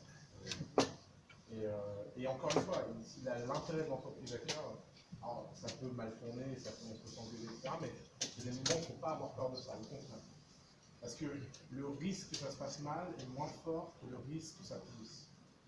Et le pourrissement, c'est exponentiel. D'ailleurs, il y a plein de trucs bizarres dans la vie. Par exemple, quand il y a un cofondateur qui est plus à la hauteur, les premiers à le voir, c'est les employés. Et les employés ont tendance à se démotiver plus vite que n'importe quoi d'autre. Et ça, tu vois, c'est le cercle vicieux. Alors que si les employés voient que même un cofondateur n'est pas à l'abri de faire son job, ça crée de l'ambition, ça crée de la discipline, ça crée de l'envie. Les gens se disent, ok, il n'y a personne qui est à la bonne. Oui. Selon toi, c'est quoi la meilleure manière de motiver et sélectionner les employés qui arrivent? La meilleure manière de motiver les employés qui arrivent, c'est de montrer l'exemple. Montrer l'exemple. Voilà, moi, je donner des responsabilités. Non, c'est des conneries ça. Les responsabilités, ça n'existe pas au début. Ça, c'est un truc. J'ai jamais compris ces trucs-là. Non, mais je veux dire, les impliquer dans le projet. Les impliquer quoi? Il n'y a rien à impliquer. Au début, tu as juste à faire. Donc, en fait, ça, c'est un truc, souvent les gens vont dans des petites boîtes parce qu'ils veulent avoir de l'impact, ils veulent être décisionnaires, etc. Ces gens-là, tu ne les embauches jamais. Mais bien sûr, c'est les pires. Ils ne viennent pas pour les bonnes raisons.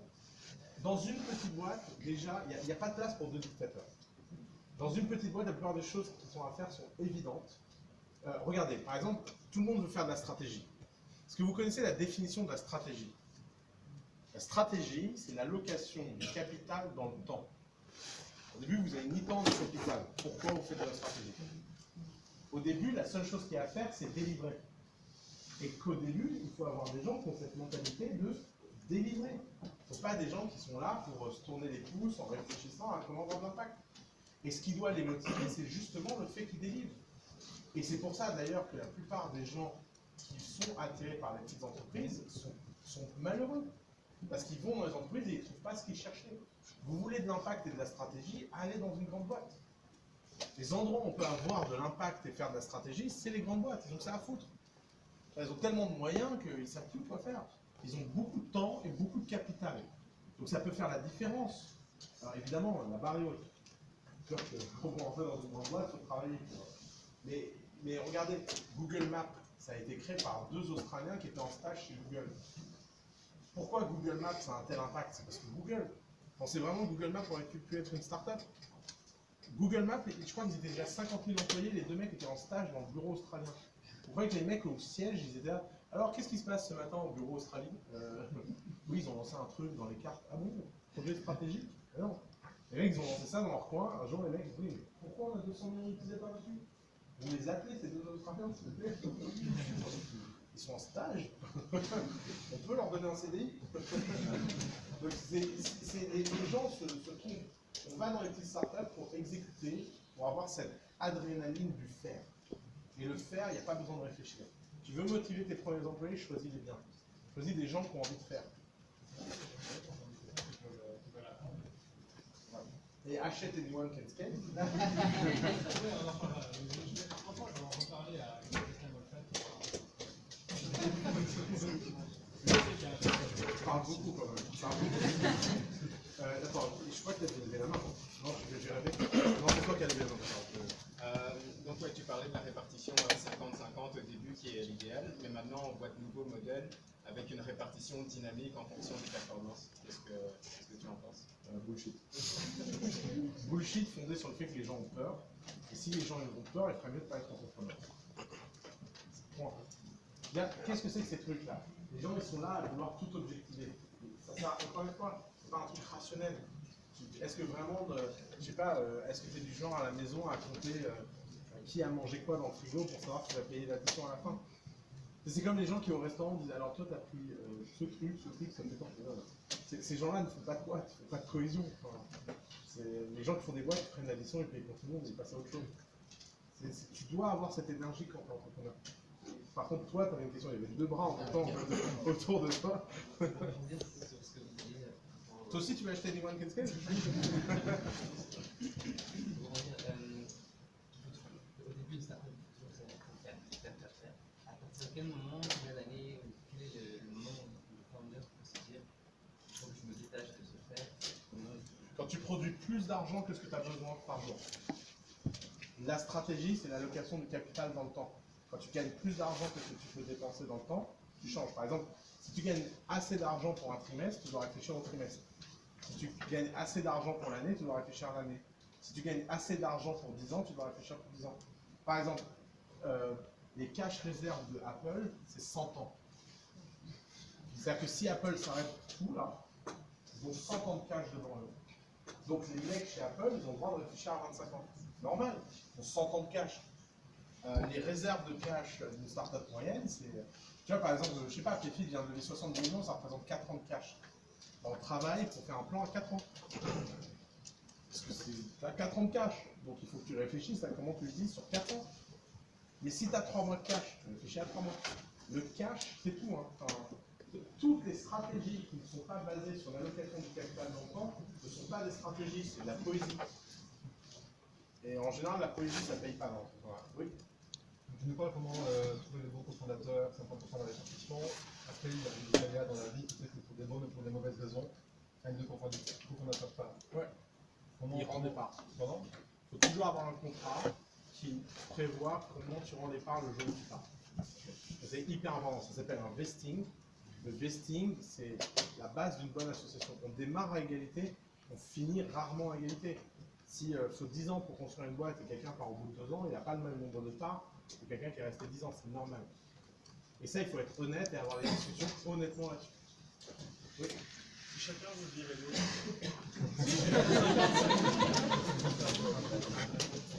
Si chacun veut virer l'autre, c'est la guerre, mon pote. Et c'est pas beau la guerre. C'est pas beau du tout. Une fois qu'il y a des investisseurs. C'est très rare. Après, il y a des invests, etc. Exactement. En général, si tu t'engueules au moment où c'est toujours que deux, c'est que de toute façon, bah, la boîte, elle est finie. Donc, c'est pas très grave. Et après, quand il y a d'autres gens, bah, il y a des gens qui arbitrent. D'ailleurs, là, vous pouvez pas. Tu sais, il y a plein de gens qui disent. Ça, c'est un truc naïf que j'entends très souvent. Il y a plein de gens qui disent que le but du jeu, c'est de supprimer la politique. On entend tout le temps ça. C'est ça, l'une des phrases qui me fait le plus rire au monde. Si vous avez des enfants un jour, vous verrez que les enfants ont un truc naturel pour savoir quoi demander à papa et quoi demander à maman. C'est flippant. Hein. 3 ans, ils commencent déjà. À 3 ans, la plupart des gens sont dignes du Sénat américain. Et c'est naturel la politique. Et après, les gens ils font des startups et disent oui, nous, chez nous, il n'y a pas de politique. Bien sûr, c'est très connu ça, que les humains arrêtent d'être des humains parce qu'il y a le mot startup. Non, la politique c'est naturel. Donc évidemment qu'il y a toujours de la politique et que le but du jeu c'est que la politique soit pas toxique. C'est vrai qu'il y a de la politique positive et il y a de la politique toxique. Il y a la politique pour amener les gens à faire le meilleur d'eux-mêmes et il y a la politique pour obtenir des choses dans ton intérêt personnel et égoïste. Comme il y a des bons politiciens, des mauvais politiciens, il y a des bons gosses, des mauvais gosses. Bah oui. S'il y a des mauvais adultes, c'est qu'il y a des mauvais enfants. Et donc évidemment qu'en fait ton but, quand il y a des conflits, c'est d'être le plus transparent possible, le plus ouvert possible. Et si ça ne se résout pas, bah, il faut prendre tes responsabilités et prendre des décisions qui vont venir. Il y a une main qui s'est levée, oui, c'est quoi? Si vous avez vu dans l'expérience que la différence d'âge de deux fondateurs était bénéfique ou pas? Ah bah, merci pour cette question, j'ai complètement oublié d'en parler. Évitez de vous associer avec plus vieux que vous. Ça ne marche pas. Les vieux qui s'associent avec des jeunes, ça finit toujours mal. Ça finit pas dans le même monde. C'est très très dur de vivre dans la même réalité. Alors, il y a des exceptions. Et quand je dis vieux, enfin, disons que 10 ans d'écart, c'est le max. Mais au-delà de 10 ans d'écart, on ne vit plus dans la même réalité. Et quand on ne vit plus dans la même réalité, c'est très très dur. Rien que des trucs de rythme de vie. Imaginez, il y en a un, il a 3 enfants, et l'autre, il est célibataire. Il travaille tous les jours jusqu'à minuit, l'autre, il rentre tous les jours sur 5 heures. L'idée que ça ne va pas créer du ressentiment, elle est nulle. Évidemment que ça crée du ressentiment. Vous avez beau être la personne la plus ouverte du monde, la plus sympa, quand vous êtes tous les jours au bureau à minuit, pendant que l'autre est en train de discuter avec ses gosses, et qu'il a les mêmes parts que vous, ça crée des emmerdes. Si les deux ont des enfants et que les deux partent à 17h, c'est cool. Donc la base d'une bonne cofondation, c'est de vivre dans la même réalité. Et là, j'ai une réalité biologique, je sais que les gens adorent dire qu'en fait, c'est une question de mindset et tout. Ouais, mais enfin, il n'empêche que quand on a vécu 40 ans ou 50 ans des choses, ben on est marqué. C'est comme ça. Moi, j'ai pas la même fraîcheur que quand j'avais 20 ans. Enfin, ça fait 12 ans que j'en prends plein la gueule, forcément, il y a un moment, ça marque. C'est pas. J'ai beau essayer de faire le naïf, l'innocent, etc., c'est de plus en plus dur. C'est normal. Dieu merci, sinon il n'y aurait jamais de. Sinon les gens qui réussissent capteraient tout à jamais. Enfin, ce serait horrible comme process. Ouais. Vas-y, recommence. J'avais une deuxième question, c'est dans l'expérience, à partir de quel moment, de quel milestone, il est intéressant de faire appel à du capital externe? Je pense que pour la première fois, le plus tard, c'est mieux. Et pour la deuxième fois, le plus tôt, c'est mieux. En fait, je pense que la première levée de fonds, plus elle a lieu tard, et mieux c'est. Parce que plus tu as de leverage. Et après, c'est juste une question de rythme et d'écoute historique. Et souvent, les gens font l'inverse. Ils font la première très rapidement, et la deuxième, ils prennent plein de temps. C'est horrible, c'est un struggle horrible. Alors que quand tu commences à avoir des résultats et de l'argent, c'est là où il faut ride the wave. Alors, si tu peux. Il y avait par là.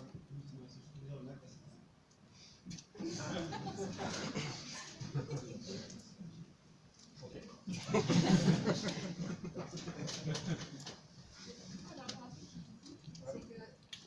que lancé un e-commerce en premier produit qui va seul, mais du coup après ils vont dans le what et puis pour trouver quelqu'un, c'est vachement plus dur. Même si je ne le trouve pas. Ah oui, c'est ça, si tu le trouves pas. C'est une très bonne problématique. C'est un truc qui te prépare à un jour faire un travail. C'est un exercice. Exactement. D'ailleurs, pensez-y, hein, c'est assez marrant l'entrepreneuriat est un domaine où les gens ont des réflexes contre-naturels. Par exemple, imaginez, je vous dis, je veux être écrivain. personne se dit que son premier livre sera Proust. Si je vous dis je suis peintre, personne se dit qu'il va peindre la chapelle Sixtine comme premier chantier. Imaginez le mec qui dit bon, moi j'ai envie d'être peintre, on va me trouver une chapelle déjà. Puis j'ai besoin de place, hein. Parce que ma créativité a besoin de place. Si quelqu'un faisait ça, il passerait pour un psychodingue. Mais si quelqu'un vient et vous dit bon alors les gars je vais créer le prochain Google, bah vous dites ouais sure, bien sûr. Et non, ça marche pas comme ça en fait. C'est naturel d'avoir envie de faire des projets perso. D'ailleurs, la plupart des gens qui font des grands trucs, ils ont fait plein de choses dans leur vie avant. Mark Zuckerberg, Facebook, c'est pas sa première boîte. Hein. Il a fait plein de choses, il a fait passer des boîtes. Il a fait des logiciels libres, des trucs, des machins. C'est très courant. Les gens qui font des choses, en général, ils ont l'habitude de faire des choses. C'est quand même très rare d'être porté par la grâce et que son premier œuvre soit un chef-d'œuvre. Ça n'a pas de sens. Et c'est fou parce qu'on est très très habitué dans les domaines classiques à évaluer ça. On voit le travail que ça prend d'être un musicien. Mais on ne voit pas le travail que ça prend d'être un entrepreneur. Parce que ça fait pas longtemps qu'on en a. Et donc on croit qu'ils sont magiques. Mais non, les entrepreneurs c'est comme tous les artistes. C'est des gens qui dans la majorité des cas acquièrent, et dans quelques rares cas sont portés par la grâce, et quelques-uns d'entre eux ont de la chance. Il n'y a pas de raison qu'il y ait plus de gens qui réussissent dans l'entrepreneuriat que de gens qui réussissent dans la chanson. Si quelqu'un vous dit je veux devenir chanteur, vous vous dites quoi? Oh là là, peu de chance de réussir. Si quelqu'un vous dit je veux être acteur, vous dites quoi? Oh là là, peu de chance de réussir. Si quelqu'un vous dit je veux être entrepreneur, vous ne dites pas ça. Pourtant, à mon avis, devenir Georges Clooney, c'est aussi facile que de devenir entrepreneur. D'ailleurs, Georges Clooney, lui, nous a fait acteur et entrepreneur. Vous savez que Georges Clooney a vendu une boîte 1 milliard, il a bootstrappé sans jamais lever de fonds. Il a d'ailleurs fait cette blague incroyable à la conférence de presse de vente de la boîte. C'est une boîte de tequila, je me rappelle. C'est une très bonne tequila d'ailleurs. Je te la ferai goûter, j'en ai à la maison. Mais il a fait cette blague à la conférence de presse disant Hi, I'm George Clooney. I'm an entrepreneur that do some acting on the side.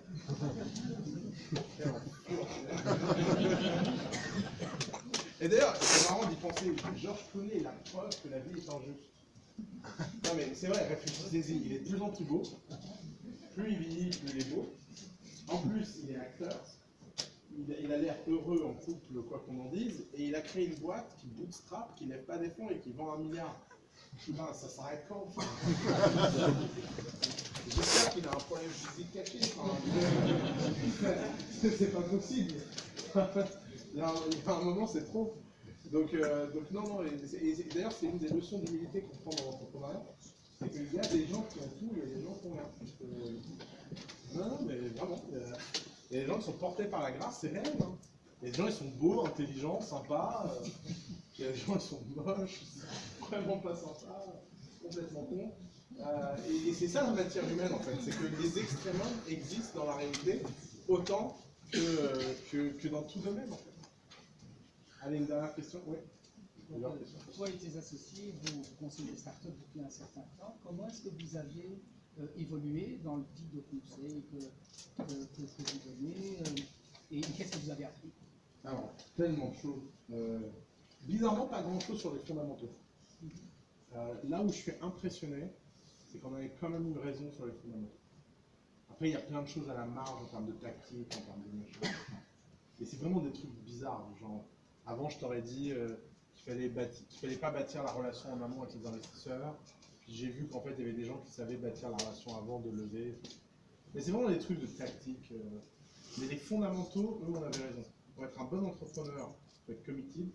Pour être committed, il faut travailler beaucoup. Pour travailler beaucoup, il faut parler aux clients. Pour parler aux clients, il faut itérer. Tout est là. Vous faites ça bien, tout reste une naturel.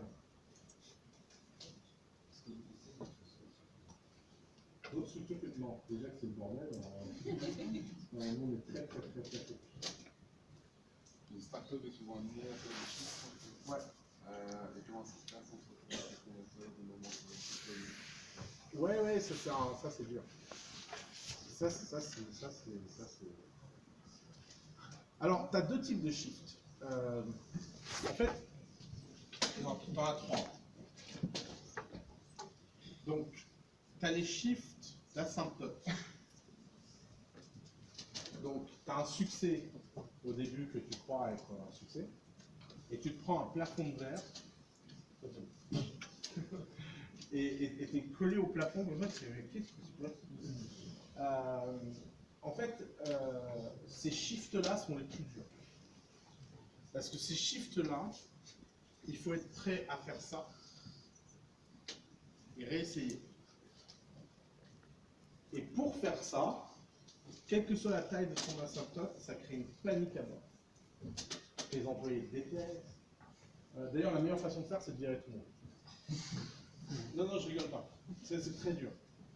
Mais vraiment, tu as lancé le truc, tu prends le plafond de verre, tu te dis il faut tout reconstruire à zéro. En fait, tout reconstruire à zéro avec des gens qui ont eu l'info et qui connaissent, ça marche jamais. Les gens qui ont le courage de virer tout le monde, il y en a peu et je leur jette pas la pierre. Moi, j'en serais incapable. Je me souviens, un jour, j'étais en office hour et je dis à un mec, bon écoute, je crois que là, dans la situation dans laquelle tu es, il faut virer tout le monde, il fait ok. Je dis, ah, mais je sais pas comment tu fais. Bon, le mec est venu, il a dit, bon les gars, ça marche pas, tout le monde dehors. Quoi? Ouais, allez, tout le monde dehors. Et il a recommencé, il a construit une boîte, c'est une des meilleures boîtes de Nottingham d'ailleurs. Ils viennent de lever 12 millions. Je ne vais pas vous dire le nom parce que c'est pas sympa pour vous. Mais avec ce que je vais dire là maintenant. Mais il a une capacité incroyable à être détaché de toute émotion. Et je reconnais, enfin, vraiment, j'ai fait la phrase en disant il va me dire que non et qu'on va travailler, et puis il a dit oui, il l'a fait. D'ailleurs, il a forward un email trop chelou, il m'a demandé d'expliquer, je me suis fait avoir, il m'a demandé d'expliquer pourquoi il fallait virer tout le monde par email pour qu'ils réfléchissent. Et il a forward l'email à 17 personnes. Donc moi j'ai longé les murs dans Paris pendant des semaines. C'est un journaliste pour le tout. Dieu merci, je vois déjà l'article. Vous savez, je m'appelle Oussama, c'est pas facile. Donc ça c'est la première type de courbe. La deuxième type de shift qui est le plus facile, c'est tu fais ça. Ça. Là, si tu shiftes pas, c'est que vraiment tu es entouré de psychopathes. Non, ça, c'est le pivot le plus simple. Hein.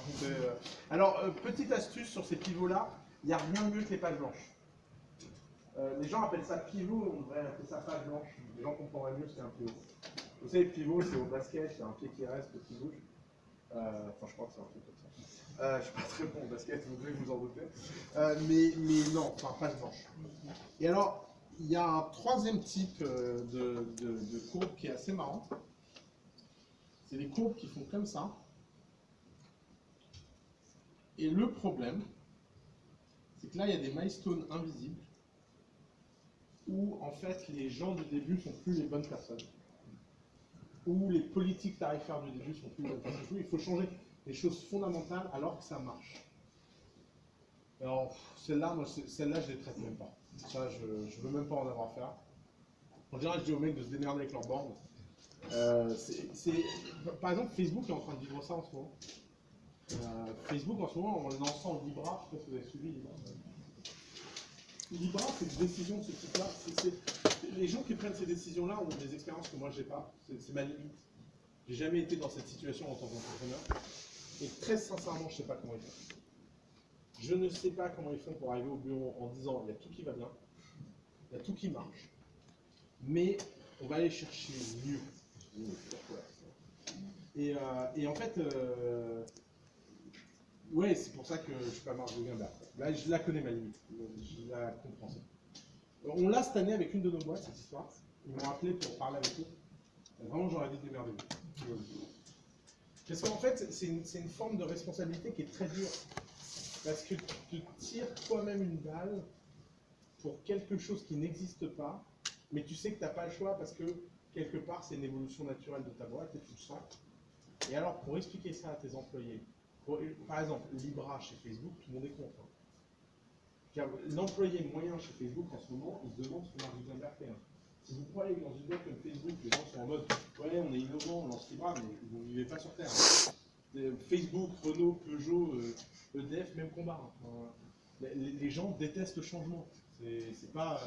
Il y a un mec qui a une boîte, qui a un réseau social, qui est déjà à des emmerdes, a survécu aux emmerdes, qui sort 37 milliards de monnaies par an, et qui dit les gars, on va lancer une monnaie, et on va se mettre tous les gouvernements du monde à dos, Parce que je pense que c'est l'avenir. Quoi? Il a fumé quoi, ce type? Enfin, là, vous avez des stocks Facebook, vous êtes ingé en Ops, et vous vous dites, mais qu'est-ce qu'il fait? Mais qu'est-ce qu'il fait? Et ça demande d'être d'une trempe. Là c'est dans le jeu vidéo de l'entrepreneuriat, c'est niveau 99. C'est un niveau réservé à très très peu de gens. Et c'est un boss très spécial. C'est un boss purement esthétique. Par exemple, je réfléchissais souvent à... Vous connaissez cette histoire sur l'iPhone de Steve Jobs? Regardez la keynote du premier iPhone, il y a un moment où Steve Jobs s'excuse aux familles des ingénieurs. C'est un moment très chelou de la keynote. Il est là et il présente ses excuses. Et moi, je me suis toujours demandé ce qui s'était passé. Et donc, j'ai parlé avec des potes chez Apple.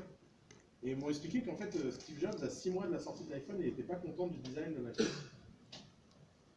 Et donc, il a dit à tout le monde, c'est bien, mais c'est pas bien. Et tout le monde a dit, non, mais t'as pas compris, en fait, ça fait 3 ans qu'on bosse. Donc, ton c'est pas bien, c'est bien. Donc, en fait, tu vas juste fermer ta gueule. Hein. T'as beau être Steve Jobs, pour Dieu sur Terre, en fait, là, non. Et donc, Steve Jobs avait rencontré une sorte de résistance interne qui lui disait, de toute façon, ça sort dans 6 mois, on change rien. Parce que ça, c'est un truc que les gens ne savent pas, c'est que les gens imaginent que le leadership, c'est un truc où vous dites des choses et tout le monde dit ouais. Non, la plupart du temps, vous dites des choses et les gens disent ah bon, mais pourquoi? Mais non, mais t'es sûr, mais non, mais moi je pense que. Tu penses quoi? Enfin, t'as rien fait, arrête. Et donc Steve Jobs n'était pas content avec le design et il est venu dans la nuit au bureau et il a tout effacé. Il a tout effacé. Les plans, les designs, les trucs. Et il a dit on change pas la date de lancement, on l'a annoncé. Et il a dit de toute façon, si vous ne montez pas les manches, la boîte va mourir. Parce que si on annonce en public que le patron est venu dans la nuit à tout effacer à 6 mois du lancement, bah là l'action, elle perd. Donc tous, vous êtes ruinés. Je suis ruiné, vous êtes ruinés, on est tous ruinés. Donc vous n'avez pas le choix. Je vous ai dit que ça ne me plaisait pas, on reconstruit. Vous voyez le truc? Après les gens disent ouais, l'entrepreneur, ouais, tiens, coltine-toi des psychopathes dans ce genre. Évidemment que ces gens-là font des trucs hors du commun, parce qu'ils sont hors du commun. Et d'ailleurs, pour un mec comme ça, il y en a 10 qui ont planté leur boîte. Hein. By the way. Parce qu'en fait, quand vous venez la ligue, vous déplacez tout. En général, ça se passe pas bien. C'est l'histoire est écrite par les vainqueurs. Il faudrait un jour écrire la chronique de tous les perdants. C'est tous les mecs qui ont fait des trucs héroïques de machin. Vous avez vu l'arme fatale 4? Non. Dans l'arme fatale 4, il y a un moment, les mecs sont en haut d'un immeuble et ils sautent de l'autre côté de l'immeuble. Et donc ils sautent et ils rattrapent de l'autre côté. Et moi je regardais ça et je me disais, combien il y a de cons qui ont vu ce film et qui vont mourir? Mais non, parce que c'est vrai, il y a combien de mecs qui se disent ouais je peux sauter de l'autre côté et qui se plantent parce qu'ils ont mal évalué la distance. Et d'ailleurs c'est assez courant de mal évaluer les distances de saut. C'est l'arme fatale 4 qui survivent, mais dans 2 flics à Miami, les mecs meurent. C'est un clin d'œil à cette scène d'ailleurs. Mais c'est normal en fait, il y a plein d'entrepreneurs qui ont des moments d'excès d'hubris, et l'hubris, ça marche rarement en fait. Mais si vous n'avez pas d'excès d'hubris, vous n'avez rien non plus. Allez, dernière question et on y va. Oui, bien sûr. En fait, si vous avez un projet qui est un peu compliqué, il y a quelques temps, vous savez des questions sur une défense, mais aujourd'hui, dans l'entourage, une personne qui pourrait donner du temps à ingénieur de défense pour ça, et la personne, comment est-ce que, même si vous réussissez à faire un bon pitch pour mieux de défense, comment est-ce que vous finissez par vous envoyer la personne qui est habituée à pouvoir en faire? Et pas juste des personnes qui ont fait, avec lesquelles vous avez plusieurs de... Comment tu fais pour aller dans l'espace sans fusée? Ou alors vous avez... Bah voilà. Mais non, mais on peut pas. En fait, tu poses la question qui démontre que tu sais que c'est impossible. Les projets techniques, les projets techniques sont faits par des gens techniques. Oui, ça c'est normal, mais après, c'est comment est-ce que je final pour montrer à la fin avec des... Est-ce que tu crois que qui que ce soit de technique s'associera un jour à quelqu'un qui n'est pas technique? Donc tu as 2 choix, soit tu deviens technique et tu gagnes ta légitimité, soit tu gardes tes rêves. Il n'y a rien au milieu. Et il faut arrêter de rêver. Tout le monde s'en fout des idées. D'ailleurs, c'est un truc que tous les codeurs, ingénieurs connaissent. Les codeurs et les ingénieurs sont pitchés toute la journée par des gens qui viennent les voir en disant « Ouais, c'est une super idée. Ouais. » D'ailleurs, moi j'ai une idée incroyable. C'est l'énergie gratuite et illimitée pour tous. Pas mal comme pitch. Et je cherche 2 PhD pour faire un stage. J'ai unlimited d'énergie. J'ai un pitch, les gars, d'enfer. J'ai élevé avec la BPI, 100 000 €.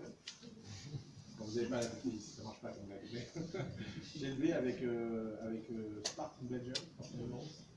Et voilà, tu vois bien qu'en fait, le problème, c'est justement de gagner ta légitimité par le savoir. Et il n'y a pas d'autre façon de faire, en fait. Il faut que tu apprennes à coder. Et tout le monde peut apprendre à coder. Tout ce que vous voulez apprendre, ça apprend.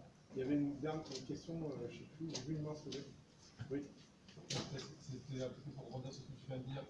D'un côté, tu dis on doit s'associer avec la personne qui nous ressemble, parce que forcément, on va vivre bons et merveilles, mais le ciel est la meilleure. Quoi. De l'autre côté, voilà, si c'est un projet technique, sur le même techno, donc pour la légitimité. Oui, donc tu n'es peut-être pas la bonne personne pour faire un projet. C'est ça, donc en fin de compte, après, la question, c'est quel est le pour la technologie. Tout le monde parle du product market fit. Vous connaissez ce concept de product market fit?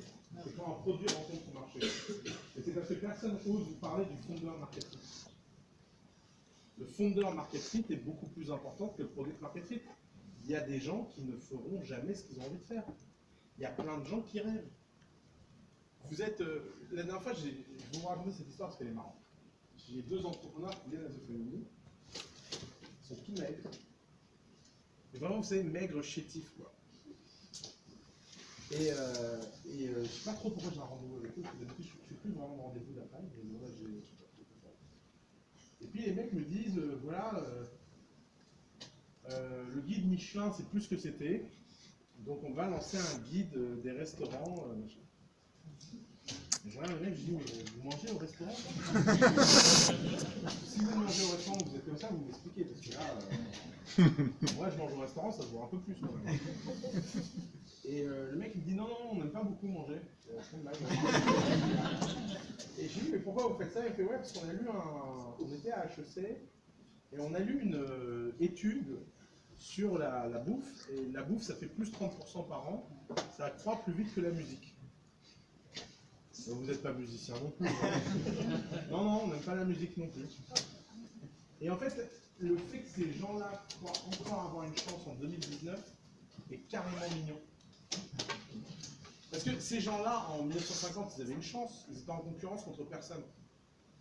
Et en 2019, ils sont en concurrence directe contre des milliers de passionnés qui adorent manger. Et ça se vend dans un produit, en fait. Si vous faites un produit parce que c'est un bon marché, mais vous ne comprenez jamais l'intimité des clients. Et le fondeur market fit est plus important que le product market fit. Les projets techniques sont faits par des gens techniques. Si vous n'avez pas une passion pour la tech, vous ne pouvez pas faire un projet technique. Et si vous croyez que vous êtes malin et que vous avez une idée et qu'en fait ça va suffire, mais vous êtes à côté de la plaque. Déjà, les gens techos, intelligents, ont du mal. Alors imaginez si vous n'êtes pas techos. Vous êtes juste intelligent. C'est terrible. Donc, quoi que vous fassiez, vous devez toujours vous poser la question, est-ce que vous avez... D'ailleurs, je peux vous raconter une petite histoire que je ne devrais pas trop raconter en public, mais ça reste entre nous, d'accord? Vous n'inquiétez pas. Et par exemple, j'ai un test, quand les gens rentrent à The Family, c'est d'imaginer que leur marché est un homme ou une femme. D'accord? Donc si c'est une femme, j'imagine que c'est un homme, ou si c'est un homme, j'imagine que c'est une femme. Et je me dis, est-ce qu'ils iraient bien en couple ensemble? Parce que ce fit caricatural entre... par exemple, le mec qui fait des camions chez nous, il a l'air d'un camionneur. Le mec qui fait de l'intérim, il a l'air d'un comptable. Le mec qui fait agricole, il a l'air d'un agriculteur. Parce qu'en fait, sinon ça ne marche pas. Si vous êtes, vous dites, ouais, je fais des fraises dans des conteneurs et vous n'avez pas l'air d'avoir un chapeau et de manger des fraises et d'avoir une brindille dans la bouche quand vous parlez, ça ne marchera jamais en fait. Ça a l'air con, hein, mais c'est hyper important. Et évidemment, c'est un processus actif. Tout le monde peut ressembler au marché. Il n'y a pas de caractéristique. Tout le monde peut ressembler à un camionneur s'il a envie. Mais la seule façon de ressembler à un camionneur, c'est d'aimer les camionneurs. Si vous n'aimez pas les camionneurs, vous ne pourrez jamais faire une boîte dans les camions. Je suis pas en train de vous dire que c'est génétique de ressembler à un camionneur. C'est un choix. Mais ce choix, il est porté par le fait que vous vous sentez bien. Et si vous vous sentez bien, vous fitez. Et si vous fitez, vous avez un fondeur marketing. Et c'est la base d'une bonne boîte. Merci beaucoup. Bonne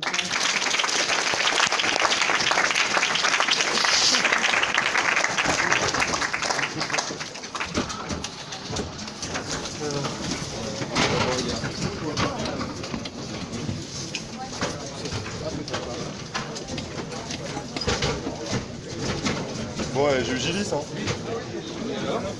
Et alors, il est chaud, j'étais la semaine pro, mercredi. Ah ouais.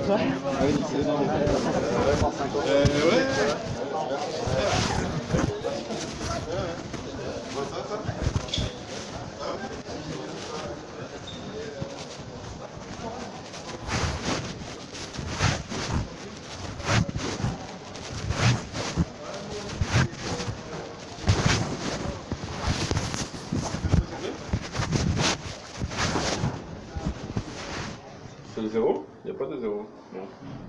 C'est le 2, je pense. Rien, je suis pas habitué.